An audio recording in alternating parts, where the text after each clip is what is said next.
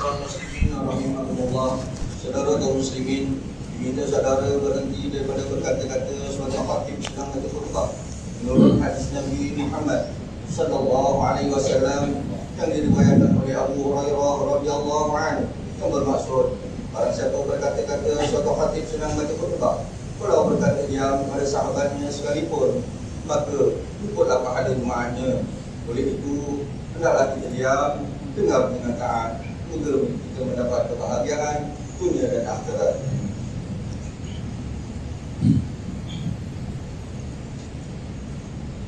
Alhamdulillahil qail wa ma khalaqatul jinna wal insa illa liya'budun. Asyhadu an la ilaha illallah wahdahu la syarika lah wa asyhadu anna sayyidana Muhammadan 'abduhu wa rasuluh. Allahumma shalli wa sallim ala sayyidina Muhammad wa ala alihi wa ashabihi ajma'in. Amma ba'du, fa ya ibadallah, ittaqullah, usikum wa iyaya bittaqwallahi faqad fazal muttaqun. Qala Allah ta'ala fi kitabihil aziz, ya ayyuhalladzina amanu ati'u Allah wa ati'u ar-rasul wa ulil amri minkum. فإن تنازعتم في شيء فردوه إلى الله والرسول إن كنتم تؤمنون بالله واليوم الآخر ذلك خير وأحسن تأويلا. Bermaksud, wahai orang yang beriman, taatlah kamu kepada Allah dan taatlah kamu kepada Rasulullah dan kepada ulil amri, yakni orang yang berkuasa daripada kalangan kamu. Dan jika kamu berbantah-bantah, yakni berselisihan dalam satu perkara, maka hendaklah kamu membalikannya kepada kitab Allah, yakni Al-Quran dan Sunnah Rasulnya. Jika kamu benar-benar beriman kepada Allah dan hari akhirat, yang demikian adalah lebih baik bagi kamu dan lebih elok pula kesudahannya. Sidang jemaat yang dirahmati Allah sekalian, marilah kita meningkatkan rasa taqwa kita kepada Allah Subhanahu wa taala dengan bersungguh-sungguh melaksanakan segala perintahnya dan meninggalkan segala larangannya. Semoga kehidupan kita akan senantiasa diberkati dan mendapat rahmatan daripada Allah Subhanahu wa taala dan juga di dunia dan juga di akhirat. Mimbar Jumat pada hari ini akan memperkatakan tentang tajuk apabila hilang rasa nikmat dalam beribadah. Ma'asyiral muslimin rahimakumullah, Allah Subhanahu wa taala mewajibkan para hamba-Nya untuk melaksanakan ibadah sebagai mendekatkan diri kepada-Nya. Pengertian ibadah adalah sangat luas. Ia merangkumi ibadah khusus yang mempunyai aturan-aturan tertentu dan juga ibadah-ibadah umum yang lebih luas pengertiannya. Selagi mana suatu perkara itu dilakukan dengan niat karena Allah Subhanahu wa taala dan tidak bertentangan dengan aturan Allah, maka ia termasuk dalam arti dan maksud ibadah. Bukan sahaja manusia itu diciptakan untuk beribadah kepada Allah, bahkan makhluk yang bernama jin juga wajib mentaati dan tunduk mengabdikan diri kepada Allah. Firman Allah Subhanahu wa taala menulis di ayat 56 daripada surah Al-Dhariyat sebagaimana yang dibacakan di awal khutbah tadi, bermaksud, dan ingatlah aku tidak menciptakan jin dan manusia melainkan untuk beribadah kepadaku. Bagi orang yang beriman, melakukan amal ibadah dengan hati yang ikhlas dan bersih akan menghasilkan kemanisan iman. Semua ibadah dilakukan, baik yang wajib maupun yang sunat, apabila dilaksanakan dengan penghayatan yang mendalam, maka ia dapat membawa seseorang itu merasai nikmat dan keindahan dalam beribadah. Sebagai contoh, setiap kali mendirikan salat, hati seseorang itu dapat merasakan perasaan tenteram dalam dirinya. Apabila selesai mendirikan salat, hatinya akan selalu rindu untuk melaksananya lagi. Ketika mendengar lantunan ayat-ayat Al-Quran, hatinya akan mudah tersentuh sehingga mengalir air mata. Bahkan apabila bibirnya sendiri membaca Al-Quran, maka jiwanya menjadi semakin kuat untuk melazimi sesuatu ibadah. Itulah tanda-tanda seseorang itu telah merasai kemanisan dalam beribadah. Bagi orang yang merasai perasaan tersebut, ia adalah merupakan pengalaman hidup yang sangat bernilai. Ianya bukan suatu yang dibuat-buat, bahkan ia lahir sendiri secara semula jadi dalam hati orang yang ikhlas yang menghayatinya. Akan tetapi, sekiranya suatu ibadah yang kita lakukan itu tidak melahirkan apa-apa perasaan dan terasa kosong serta ia merasa berat untuk diteruskan, maka ia adalah tanda bahawa kita ini sangat jauh daripada merasai kemanusiaan. Sidang jemaat yang dirahmati Allah, sejahat-jahat manusia sekalipun pasti tetap ada di dalam hati perasaan untuk merasai ketenangan dalam diri. Pastinya ketenangan itu hanya boleh dicapai apabila ia kembali kepada Tuhannya. Persoalannya, bagaimana kemanusiaan dan nikmat dalam beribadah itu boleh hilang dan lenyap dalam diri kita? Di antara punca seorang itu hilang rasa nikmat dalam beribadah ialah: pertama, berkekalan dalam melakukan dosa-dosa kecil. Bagi orang yang berusaha melaksanakan ibadah, nescaya maksiat dan dosa-dosa kecil akan menjadi penghalang kepada berhubungannya dengan Allah.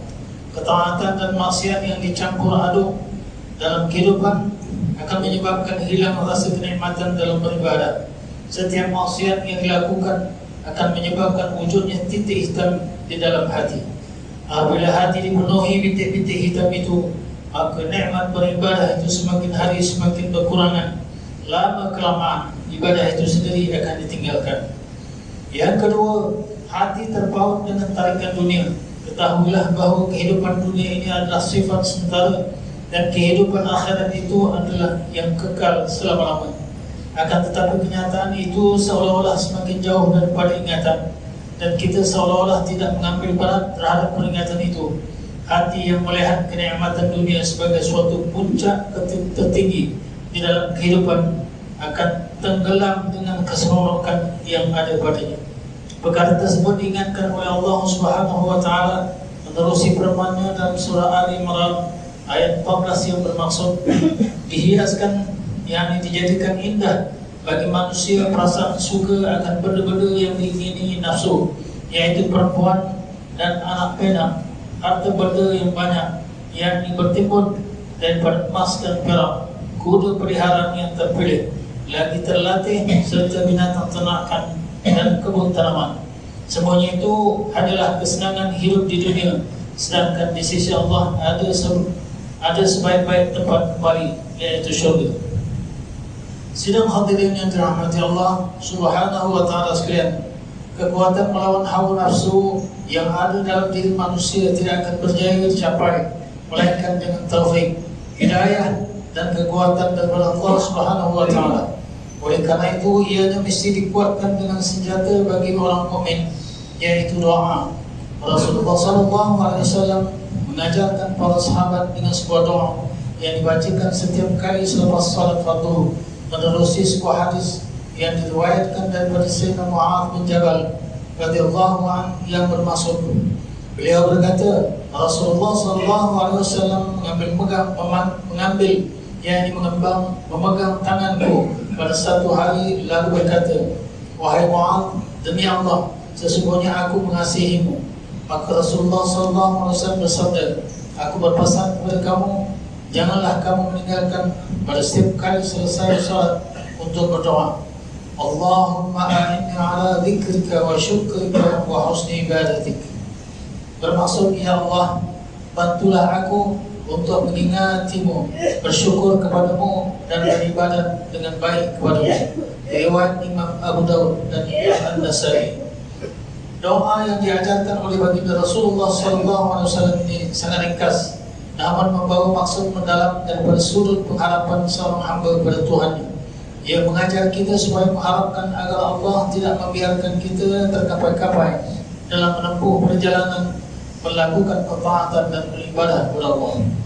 Ma'asyiral muslimin rahimakumullah, sebagai kesimpulan bagi mengakhiri khutbah Jumat kita pada hari ini, mimbar ingin mengingatkan bahawa rasa kenikmatan dan dalam beribadah adalah merupakan hasil dari keimanan yang tertanam kuat dalam diri seorang mukmin. Justru itu rebutlah peluang untuk kita kembali mencari jalan untuk mendekatkan diri kepada Allah, dan tinggalkanlah maksiat, perbaikilah ibadah dan sentiasa bersabar dalam mengerjakannya. Samping itu, kita hendaklah bersungguh-sungguh melawan hawa nafsu agar Allah Subhanahu wa taala memberikan jalan keluar kepada kita demi mencapai keredaan dan keampunan Allah Subhanahu wa taala. Allah Subhanahu wa taala menerangkan tentang keadaan orang munafik yang tidak merasa nikmat dalam melaksanakan ibadah kepadanya. Menerusi firman Allah dalam surah An-Nisa ayat 142. Innal munafiqina yukhadi'un Allah wa huwa khadi'uhum wa idza qamu ila as-salati qamu kusala yura'una an-nas wa la yadhkuruna Allah illa qalila. Yang bermaksud sesungguhnya orang munafik itu melakukan tipu daya yakni terhadap agama Allah dengan perbuatan pura-pura beriman sedang mereka kafir pada batinnya, dan Allah membalas tipu daya mereka dengan membiarkan mereka dalam keadaan munafik. Apabila mereka berdiri untuk bersalat, mereka berdiri dengan malas. Mereka melakukannya hanyalah bertujuan dengan riak memperlihatkan salat di hadapan manusia supaya mereka disangka sebagai orang yang beriman, dan mereka tidak mengingati Allah kecuali sedikit sekali, yakni jarang-jarang. Barakallahu li wa lakum bil Qur'anil azim wa nafa'ani wa iyyakum bima fihi min al-ayati wal dhikril hakim wa taqabbal minni wa minkum tilawatahu innahu huwas sami'ul 'alim. Aqulu qawli hadha wa astaghfirullahal 'azim li wa lakum wa li sa'iril muslimin wal muslimat wal mu'minin wal mu'minat fastaghfiruhu fa yahfazul mustaghfirin wa la najatat taibin. Amin. موفق الطائعين وبقدر طاعتك أجمعين وتب علينا وعلى المسلمين واغفر ذنب من يقول أستغفر الله العظيم أستغفر الله العظيم أستغفر الله.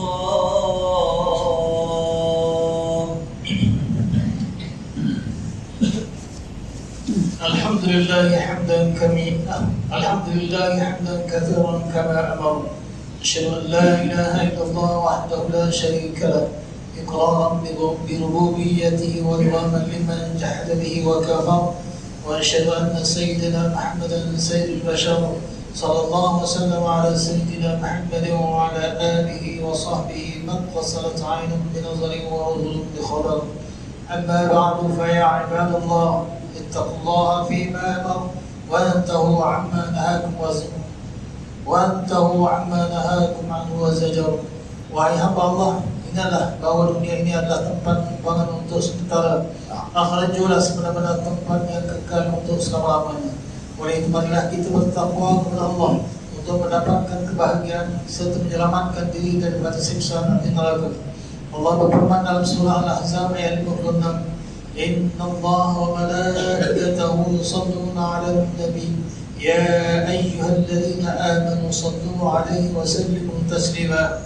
Bermaksud sesungguhnya Allah dan malaikat berselawat memberi segala penghormatan dan kebaikan kepada Nabi Muhammad sallallahu alaihi wasallam. Wahai orang yang beriman, berselawatlah kamu kepadanya serta ucapkanlah salam sejahtera dengan penghormatan yang sepenuhnya. Allahumma salli wa sallim ala sayyidina Muhammad wa ala ali sayyidina wa maulana Muhammad. Marilah kita bermohon kepada Allah Subhanahu wa taala semoga Allah meridai khalifah Rasulullah sallallahu alaihi wasallam, yaitu Sayyidina Abu Bakar As-Siddiq radhiyallahu anhu, Sayyidina Umar bin Khattab radhiyallahu anhu, Sayyidina Utsman bin Affan radhiyallahu anhu, dan Sayyidina Ali bin Abi Thalib radhiyallahu anhu, dan sahabat-sahabat baginda yang sama-sama berjuang menegakkan agama Allah yang maha suci ini radhiyallahu anhu. Seterusnya kepada bapa saudara junjungan kita Sayyidina Hamzah dan Sayyidina Abbas radhiyallahu anhuma, cucunda baginda Sayyidina Hasan dan Sayyidina Husain radhiyallahu anhuma, putri-putri baginda Sayyidatina Fatimah Zahra dan lain-lainnya radhiyallahu anhum, istri baginda Sayyidatina Khadijah, Sayyidatina Aisyah dan lain-lainnya radhiyallahu anhum, kepada sekalian keluarga, sahabat-sahabat, pengikut-pengikut sahabat radhiyallahu anhum, dan yang mengikut yang menuruti mereka itu dari semasa ke semasa hingga hari kiamat. Allahumma ighfir lil muslimin wal muslimat wal mu'minin wal mu'minat al ahya'i minhum wal amwat Ya Allah, ampunkanlah sekalian kaum muslimin dan muslimat, mukminin dan mukminat, sama ada yang masih hidup ataupun yang telah meninggal dunia. Ya Allah, peliharakanlah akidah kami yang berlandaskan akidah Ahlussunnah wal Jamaah, aliran Asy'ariyah dan Al-Maturidiyah. Ya Allah, pelihara, lindungi, jauhi dan selamatkanlah apa kiranya diri kami ini, zuriat keturunan kami, keluarga kami dan umat Islam keseluruhannya dari apa jua bala dan bencana, wabak dan penyakit, segala mara bahaya, kesusahan dan keburukan. Ya Allah, gunakanlah kemuliaan dan kesejahteraan bagi mereka yang berjihad dan menafkahkan hartanya ke jalan-Mu seperti pembayar zakat, wakaf dan seumpamanya. Ya Allah, gunakanlah taufik dan hidayah, kekuatan, kesejahteraan dan pertolongan kepada ketua-ketua negara Islam dan raja-rajanya, khasnya kepada Abd al-Haris Syariati As-Sultan Ibrahim bin Al-Marhum Sultan Iskandar As-Sultan yang bertuan bagi negeri dan jajahan Ta'aluk Johor Darul Ta'zim, kepada Raja Zari Sofiyah binti Al-Marhum Sultan Idris Shah Permaisuri Johor, Bertengku Ismail Ibni Sultan Ibrahim Tengku Mahkota Johor, dan Cik Puan Besar Khalidah binti Mustamah, Aluka putera-putera dan putrinya, kerabat diraja dan lain sekalian. Allahumma a'izz al-Islam wal muslimin wa khudhul kafarata wa mubtadi' as-sayyiati wal musyrikin wa kull man huwa aduwwun lid-din. Allahumma akhrij humum al-muslimin wa qdi ad-dayn 'an al-madinin wa ahsin khalas al-masjunin waj'al hadha al-balada aminan mutma'innan rakhiyyan wa sa'ir bilad al-muslimin. Amin ya rabbal alamin. اللهم ادخلنا وذرياتنا واصولنا وفرعنا الجنه مع الابرار يا عزيز يا غفار يا رب العالمين. ربنا هب لنا من ازواجنا وذرياتنا قرة اعين واجعلنا للمتقين اماما. ربنا اغفر لنا ولاخواننا الذين سبقونا بالايمان ولا تجعل في قلوبنا غلا للذين امنوا ربنا انك رؤوف رحيم. ربنا اتنا في الدنيا حسنه وفي الاخره حسنه وقنا عذاب النار والحمد لله رب العالمين.